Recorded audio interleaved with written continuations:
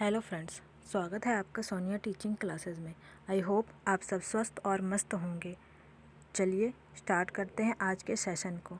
आज का हमारा सेशन है शिक्षण कौशल, जिसके अंतर्गत हम जानेंगे शिक्षण का अर्थ, उसकी विशेषताएं, उसकी प्रकृति और उसके उद्देश्य, जिसमें थ्योरी प्लस MCQs होंगे। तो चलिए स्टार्ट करते हैं आज के सेशन को। शिक्षण का अर्थ है शिक्षण शिक्षा के क्षेत्र में उद्देश्य प्राप्ति का साधन है। शिक्षण अनुदेशन देना है। शिक्षण सीखने सिखाने के बीच द्विध्रुवीय उपागम यानी बाइपोलर अप्रोच है और अंतःक्रिया प्रक्रिया है। बाइपोलर अप्रोच एडम्स ने दिया है। शिक्षण की विशेषताएं हैं, शिक्षण सामाजिक प्रक्रिया है, अपेक्षित सूचनाओं का आदान प्रदान है, त्रिध्रुवीय प्रक्रिया है, जिसे जॉन डीवी ने दिया है।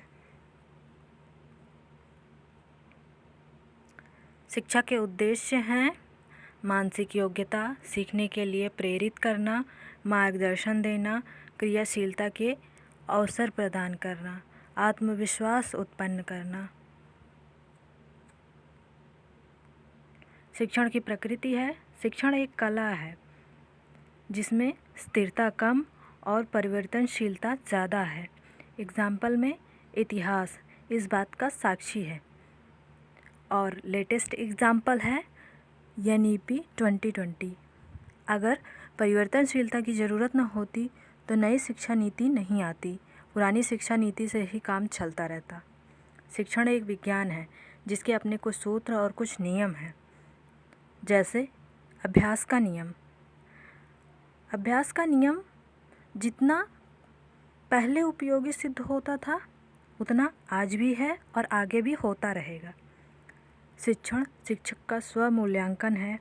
शिक्षक का कार्य है शिक्षण के बाद इस बात का विचार करना कि उसे पढ़ाने में कितनी सफलता मिली है या नहीं।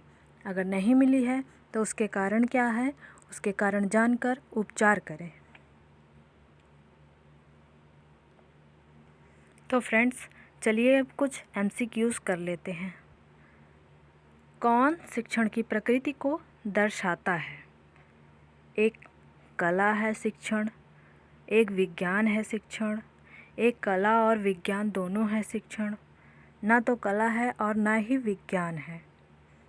तो अभी हमने ये जाना है कि शिक्षण एक कला भी है और एक विज्ञान भी है। तो हमारा कौन सा आंसर सही है? हमारा थर्ड आंसर सही है। नेक्स्ट क्वेश्चन है, शिक्षण का अर्थ क्या है?